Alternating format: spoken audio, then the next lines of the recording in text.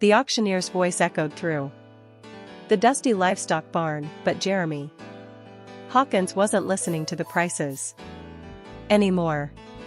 He couldn't afford to bid on anything. His hand rested unconsciously on his left ring finger, turning the gold band that had been there for 12 years, the last valuable thing he owned.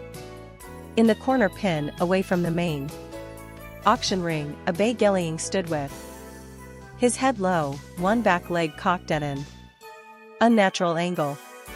Nobody was looking at him. Nobody except Jeremy.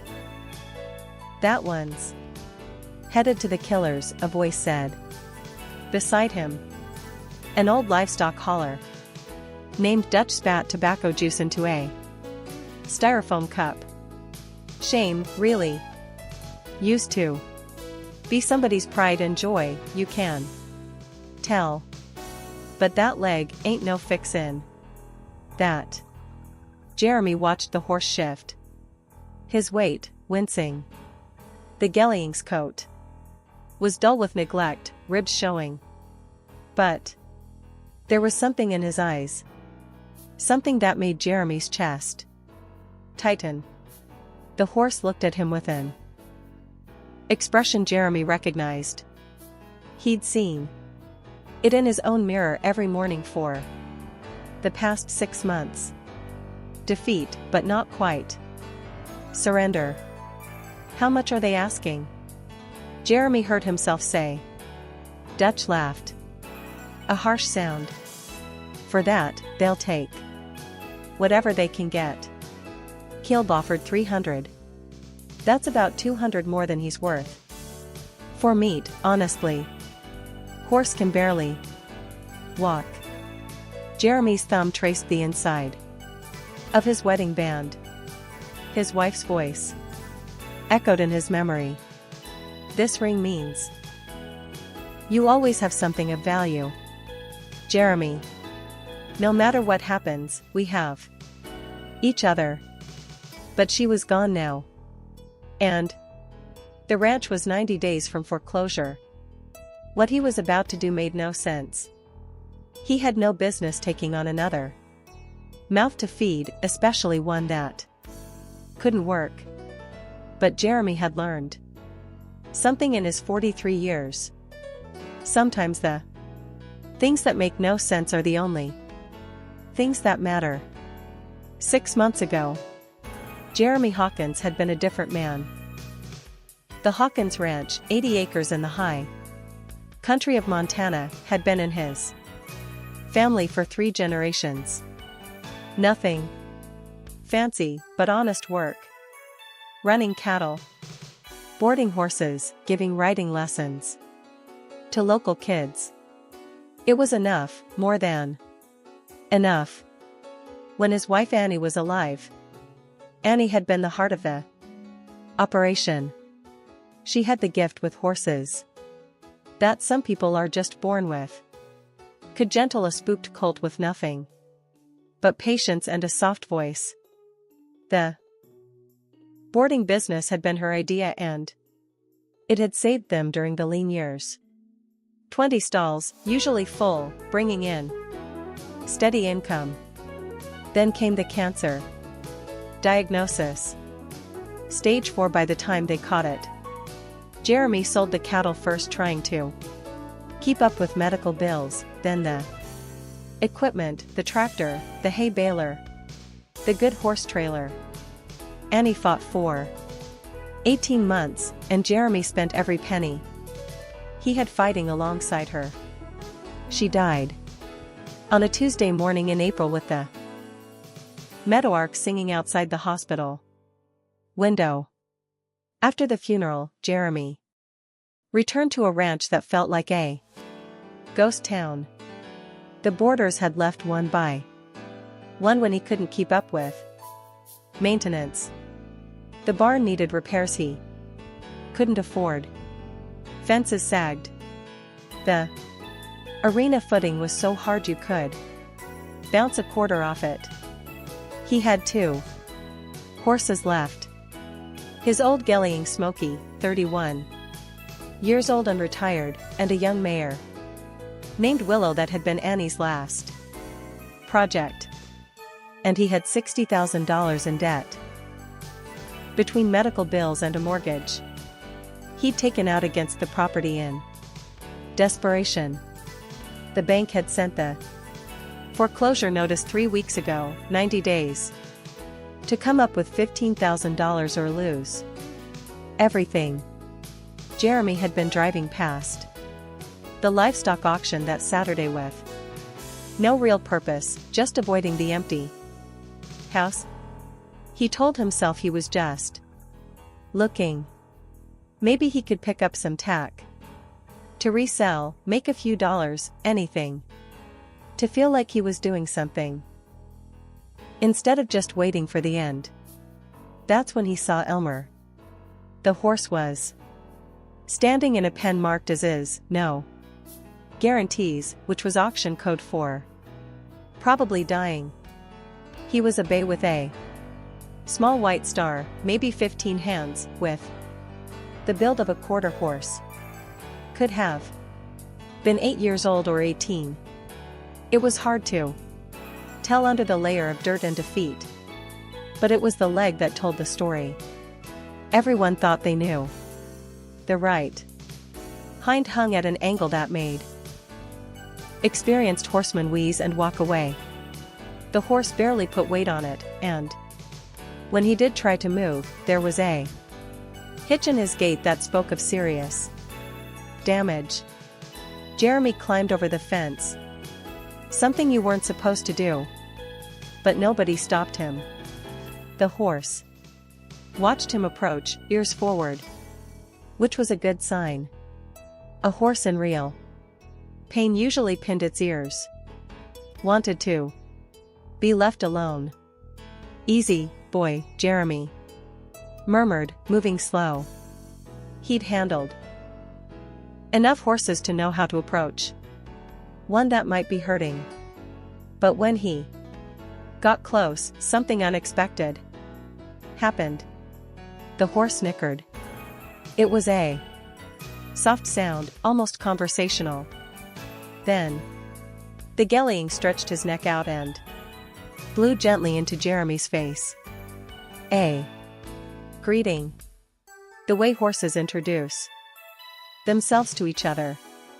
Despite everything, despite the pain he had to be in, this horse was still trying to be social. Still hoping someone might care. Jeremy's throat got tight. He ran his hand down the horse's neck, feeling the prominent vertebrae, the dull coat. What happened to you, buddy? His owner died, a voice said. Jeremy turned to find the auction manager, a weathered woman named Dolores, standing by the fence. Old fellow about 90 miles from here. Horse was found in a pasture when the estate lawyer came around.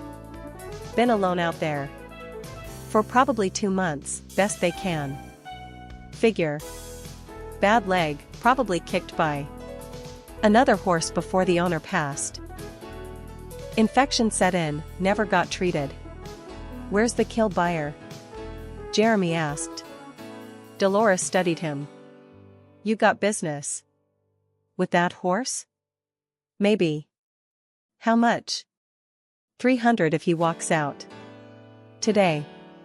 Otherwise, it will be 400. And I'll give you till Monday to pick him up. She paused. But Jeremy, you know. This horse is, I know what he looks like. Jeremy said quietly. He looked back at the gelding who was watching him with those deep dark eyes. Patient eyes. The eyes of a horse who'd been waiting for someone to see him as more than broken. Jeremy pulled off his wedding ring. His hands were shaking, but he held it out to Dolores. This is 14 karat gold, 6G. Worth about $400, maybe more. I'll trade It for the horse and whatever paperwork you've got on him. Dolores stared at him like he'd lost his mind. Jeremy, that's your wedding band. I know what it is. His voice was steady now. My wife would understand. She always said a horse could tell you what kind of person someone is. This horse is still trying to trust people after everything he's been through. That means something. For a long moment, Dolores didn't move. Then she reached out and took the ring. I'll have the papers ready in an hour. And Jeremy, that horse's name is Elmer. It's on the brand registration. Seemed like you should know. Getting Elmer home was an ordeal. Jeremy had sold his good trailer, so he borrowed a beaten-up horse straight load from a neighbor who owed him a favor. Elmer loaded quietly, trusting, despite the fact that loading into a trailer usually made a horse nervous. He just limped up the ramp and stood there, patient as a saint. The drive back to the ranch gave Jeremy plenty of time to question his sanity. What was he going to do with a horse that couldn't walk, right? He didn't have money for a vet. He didn't have money for feed.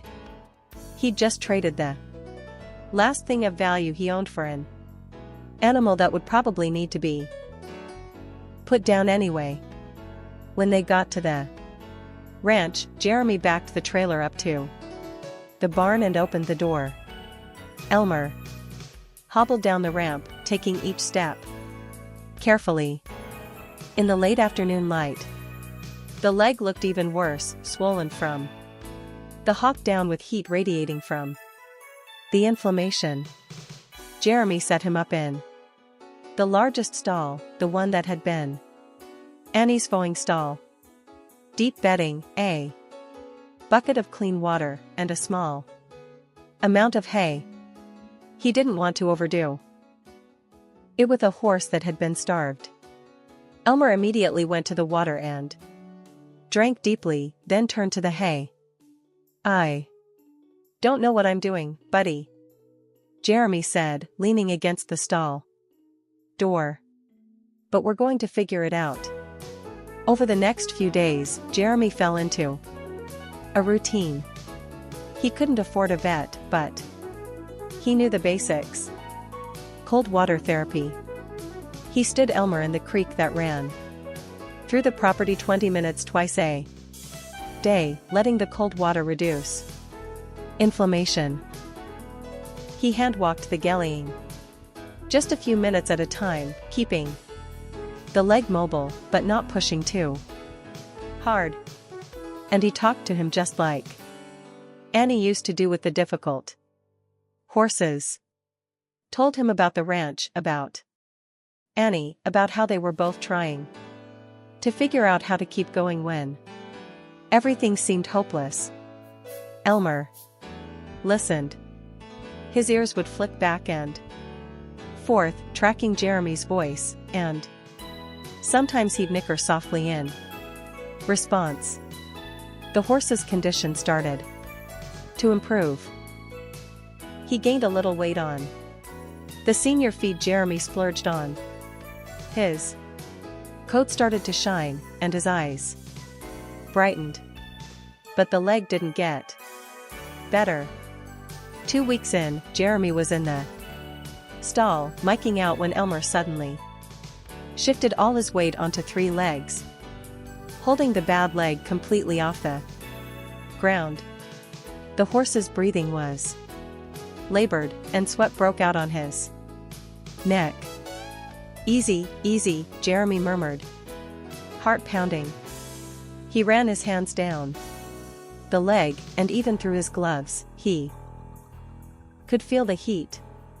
The swelling was worse. Whatever was wrong, it was getting worse, not better. That night, Jeremy sat on the porch with a bottle of whiskey he'd been saving for an occasion that never seemed to come. The foreclosure deadline was in 60 days.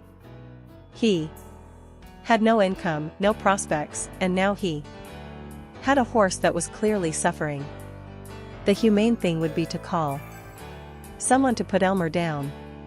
It would cost about $200, money Jeremy didn't have. But he could probably scrape it together. He thought about Annie, about how she never gave up on an animal, no matter how hopeless things looked. She'd spent 6 months with a horse everyone said was untrainable. And that mare had turned into the gentlest lesson horse they ever had.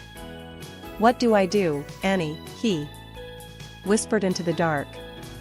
The answer came to him not as words, but as a memory. Annie in the barn working with a horse with a mysterious lameness. She'd said, "Sometimes what looks like an unfixable injury is something else entirely. You have to look past what everyone assumes." Jeremy stood up. He didn't turn on the barn lights. Didn't want to startle Elmer. Instead, he grabbed a flashlight and let himself quietly into the stall. Elmer was lying down, which horses with leg pain rarely did. That was the first odd thing. The second was that when Jeremy approached, Elmer didn't scramble to get up like most horses would. He just lifted his head and nickered softly as if to say, "Oh, it's you. I'm going to check your leg, buddy," Jeremy said quietly. "Just let me look." He ran the flashlight beam down the leg slowly. In the 2 weeks since bringing Elmer home, he'd done this dozens of times. But he'd always been focused on the swelling, the obvious injury. Now, he forced himself to look at everything. That's when he saw it. About 6 and above. The coronet band, half hidden in the swelling, was a slight irregularity.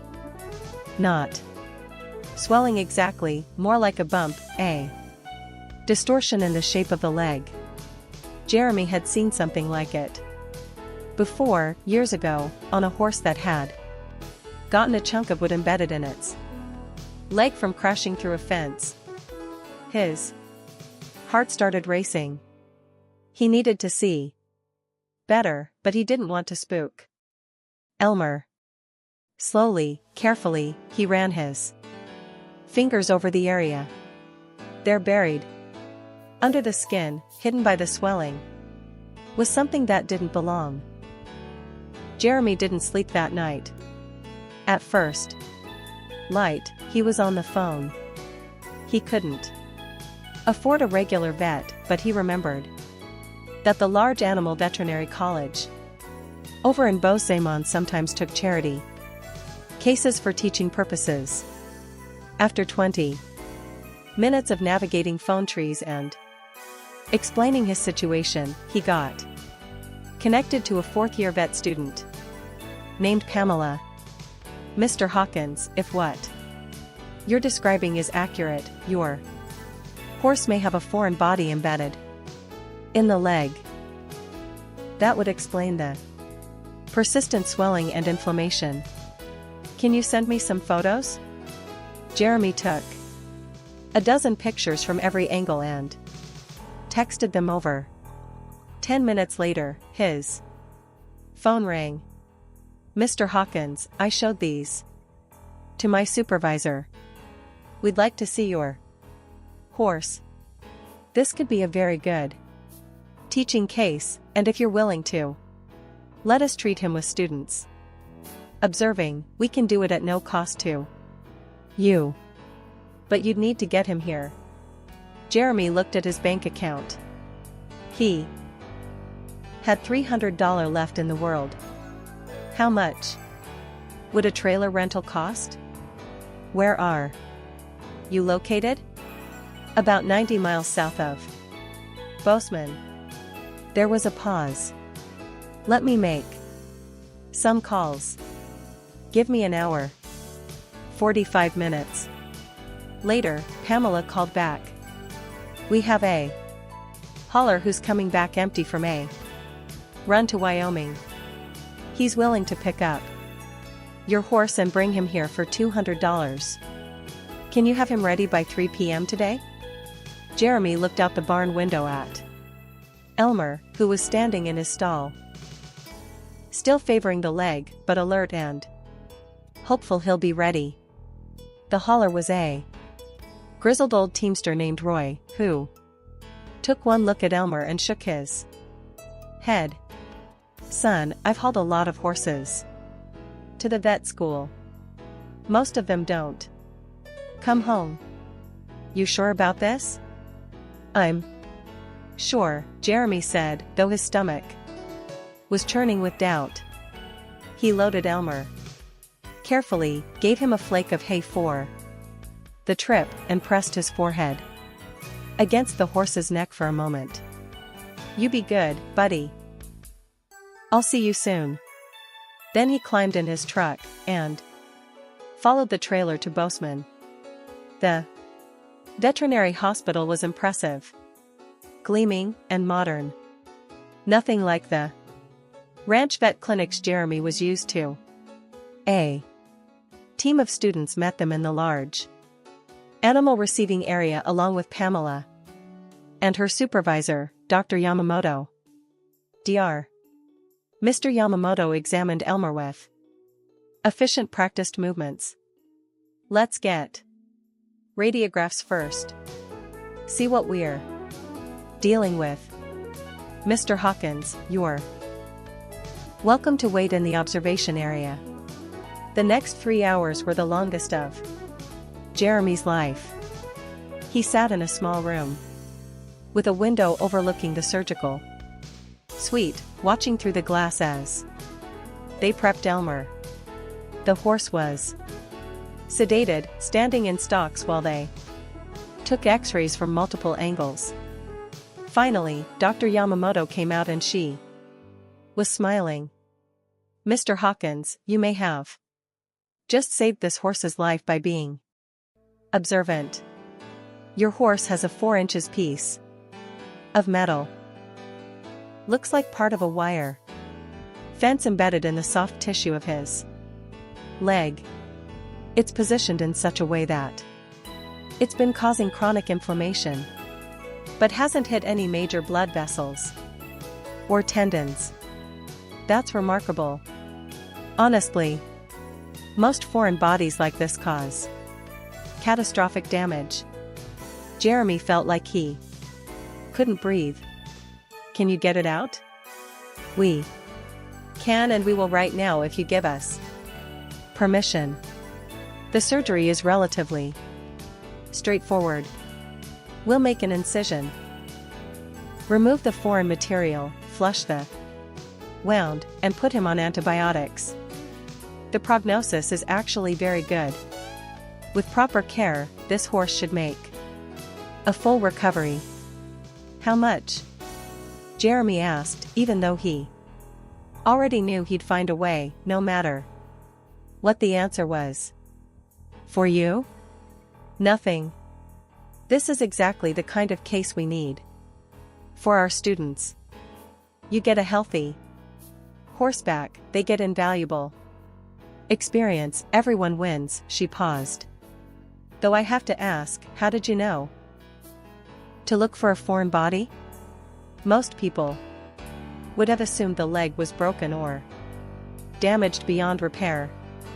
Jeremy smiled for the first time in weeks. My wife was a horse trainer. She taught me that sometimes what looks impossible is just a problem nobody solved yet. Jeremy watched through the observation window as they performed the surgery on Elmer. Even sedated, the horse stood quietly, trusting these strangers with sharp instruments and bright lights. Pamela was the one who made the incision. Under Dr. Yamamoto's guidance, her hands steady as she carefully dissected through the layers of tissue.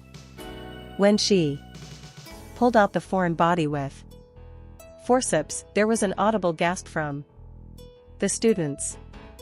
It was a wicked piece of wire, rusty and bent with barbs on one end.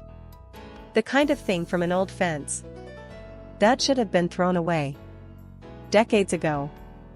This has been in there for months, Dr. Yamamoto said, holding it up to show the students. You can see how the tissue has tried to encapsulate it. The horse's immune system was fighting a constant battle against infection, which explains the chronic inflammation and pain. They flushed the wound with layers of sterile solution, placed a drain, and stitched him up. The whole procedure took about 90 minutes. When they were done, they let Elmer wake up slowly in a recovery stall, and Jeremy was allowed to sit with him. The horse's eyes were groggy, but when he focused on Jeremy, he nickered, that same soft, conversational sound. Jeremy rubbed his face and whispered, "You're going to be okay, buddy. We both are." The vet school kept Elmer for 5 days, monitoring the incision and making sure there were no complications. They sent Jeremy home with detailed instructions and medications, all provided free of charge. Before he left, Pamela pulled him aside. "Mr. Hawkins, I looked up your horse's brand registration. Did you know? Elmer has a pretty interesting history." "What do you mean?" "His original registration shows he was bred at a ranch called Whispering Pine in eastern Montana. That's a pretty well-known breeding operation. They produce high-quality ranch horses, the kind that sell for $10 to $20,000. Elmer's bloodlines include some really impressive working quarter horse stock." Jeremy stared at her. "You're telling me I traded my wedding ring for a $20,000 horse?" She laughed. "Well, his value right now is probably somewhere between free a good home and a few thousand, given his age and history. But once he's healed and trained, yeah, you've got a really nice horse. Makes you wonder why he ended up at a kill buyer auction." "His owner died," Jeremy said quietly. "The estate probably didn't know what they had.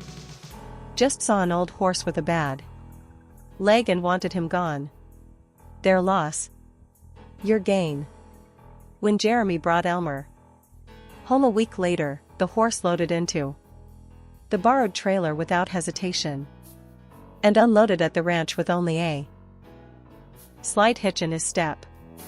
The swelling was already going down and Elmer was putting weight on the leg normally for the first time since Jeremy had met him. Over the next 6 weeks, Jeremy followed the rehabilitation protocol religiously. Hand walking at first, just 10 minutes. Twice a day, then 15 minutes, then 20. Elmer grew stronger every day. The dull coat transformed into a gleaming rich bay.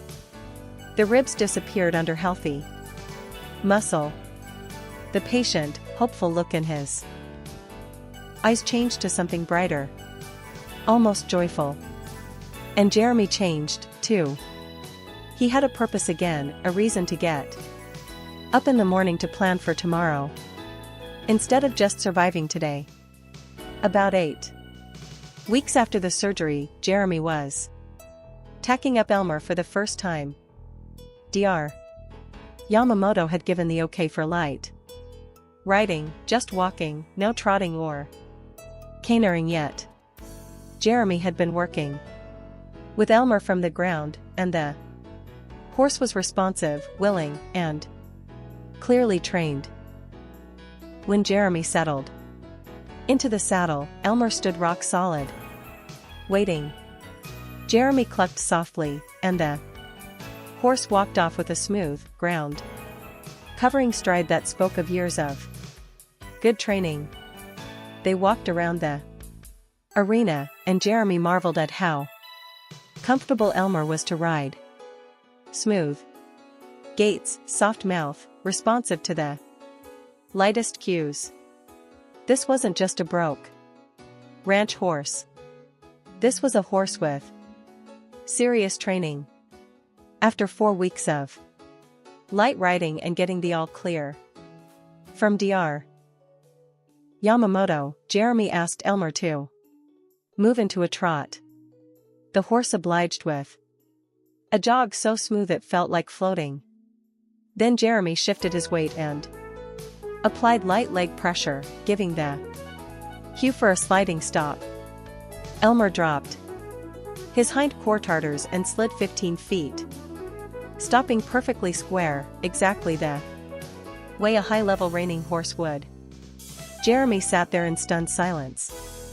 He asked for a rollback, another reining maneuver, and Elmer executed it perfectly.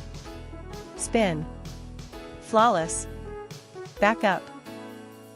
Straight as an arrow for 20 feet. Holy hell, Jeremy whispered.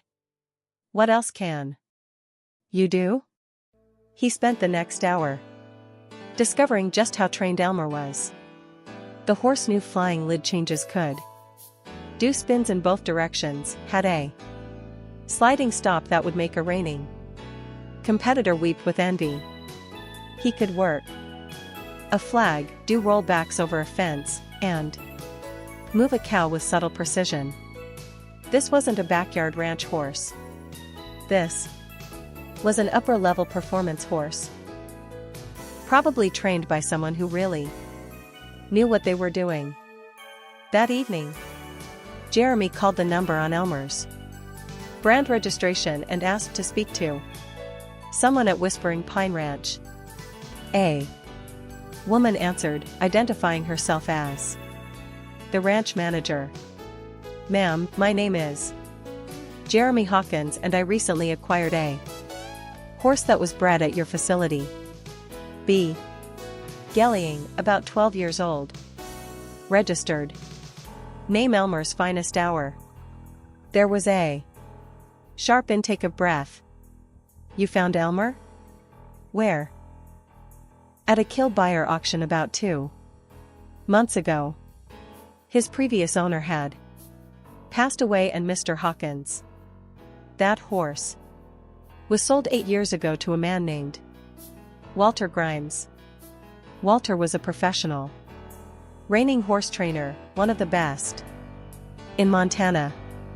We stayed in touch, and he always told us Elmer was the best horse he'd ever trained. When Walter got sick a few years ago, he retired, moved to a small property, and kept Elmer as his personal horse.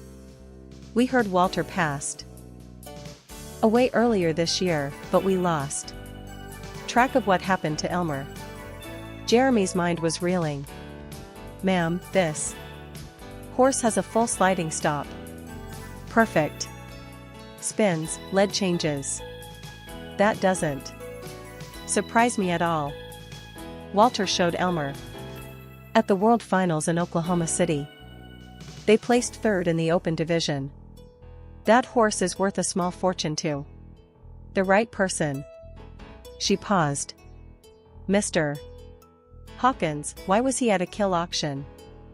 Best I can figure, the estate didn't know what they had. The horse had a piece of wire embedded in his leg, was swollen and lame. They probably thought he was crippled and worthless. And you bought him anyway. Traded my wedding ring for him, actually. The woman laughed, a warm sound Mr. Hawkins, I think you might have just made the best trade of your life. If you ever want to sell him. I don't, Jeremy said firmly. But thank you for the information. Word spread quickly in the small Montana ranching community. Jeremy Hawkins, the guy who was about to lose his ranch, had somehow ended up with a world finals reining horse that he bought with a wedding ring. The first call came from a woman 2 counties over who'd heard about Elmer. She wanted to know if Jeremy did training. Her young horse had potential, but needed someone with a good hand and patience. Jeremy looked out at his empty barn at the arena that hadn't been used in months. Yeah, he said, I can do that. The second call was from a man who wanted to board his 3 horses somewhere they'd get actual attention, not just be parked in a stall. Did Jeremy have space? I've got space, Jeremy confirmed.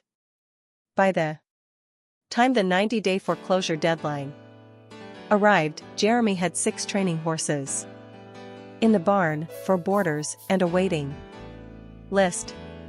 He'd started offering lessons again, riding Elmer for demonstrations. People came from all over to see the miracle horse that had been saved from a kill pen. But the real miracle happened when Jeremy sat down with his bank statement and realized he had enough money to make the payment. Not just to delay the foreclosure, to actually start paying down the debt. He walked out to the pasture where Elmer was grazing with Old Smoky and Willow. The bay gellying lifted his head and nickered when he saw Jeremy approaching. You know what you did, don't you? Jeremy said, rubbing Elmer's face. You gave me a reason to keep fighting. You showed me that sometimes what looks broken can heal. That sometimes what looks worthless is actually priceless. Elmer pushed his head against Jeremy's chest, and Jeremy wrapped his arms around the horse's neck, feeling the solid warmth, the strong heartbeat, the proof that both of them had survived. Annie would have loved you, Jeremy whispered. She would have known what you were the first time she saw you. That evening, Jeremy stood on the porch, watching the sun set over the mountains. The barn was full. The arena had new footing. The fences were repaired. There was still a long way to go, still a lot of debt to pay off. But for the first time in 18 months, Jeremy felt something he'd almost forgotten. Hope. His phone buzzed. A text from an unknown number. Hi, this is Pamela from the vet school. Just checking on how Elmer is doing. We tell this story to all our new students. Now as an example of why you should never give up on an animal. Jeremy smiled and typed back, Elmer is perfect. He saved my life as much as I saved his. Thank you for everything. A minute later, that's what horses do best. They save us in ways we don't see coming. Jeremy looked out at the pasture, where Elmer was standing at the fence, watching him. The horse's leg was sound, his body strong, his spirit unbroken. In the fading light, he looked exactly like what he was, a champion. Not because of the titles he'd won or the money he could be worth, but because he'd kept trying when every reason said to give up. Because he'd trusted one more person when trust should have been impossible. Because he'd shown Jeremy that value isn't measured in dollars, it's measured in heart. Jeremy walked down to the fence and Elmer met him there. Man and horse, both saved, both healing, both ready to face whatever came next. Together. 3 years later, the Hawkins ranch was thriving. Jeremy had 20 horses in training, a full boarding barn, and a lesson program with a waiting list. He'd hired 2 part-time employees and had paid off enough debt that the bank was no longer sending threatening letters. But the most important thing was what he'd built with Elmer. They still rode together every morning, working in the arena or checking fences. Just a man and his horse doing the quiet work of a ranch. Elmer was sound, athletic, and as willing as ever. Jeremy had been offered $30,000 for him twice and turned it down, both times without hesitation. Some things, he told the would-be buyers, aren't for sale. On the anniversary of the day he'd traded his wedding ring for Elmer, Jeremy did something he'd been planning for months. He went to a jeweler in town and had a new ring made, a simple gold band with an inscription inside found in the broken places. He wore it on his right hand, and when people asked about it, he told them about a horse that taught him what it means to never give up. About how sometimes the things that look the most broken are actually the ones with the most to give. And about how trading away a symbol of his past had somehow given him a future. Elmer stood in the pasture, grazing peacefully in the Montana sunshine, the scar on his leg barely visible beneath his gleaming coat. He lifted his head and looked toward the barn, ears forward, always watching, always waiting for Jeremy. 2 survivors, both scarred, both healed. Both proof that sometimes what the world calls worthless is actually priceless. And sometimes the best trades you make aren't the ones that make sense, they're the ones that save your life. If Jeremy's story moved you, we share incredible stories like this one every single day. Stories about horses and the people who refuse to give up on them, who see value where others see nothing, who prove that love and determination can overcome impossible odds. Hit that subscribe button and turn on notifications so you never miss these amazing journeys. And if you know someone who needs to hear a story about hope and second chances today, share this video with them. Thanks so much for watching, and remember, sometimes what looks broken is just waiting for the right person to see its true value. We'll see you in the next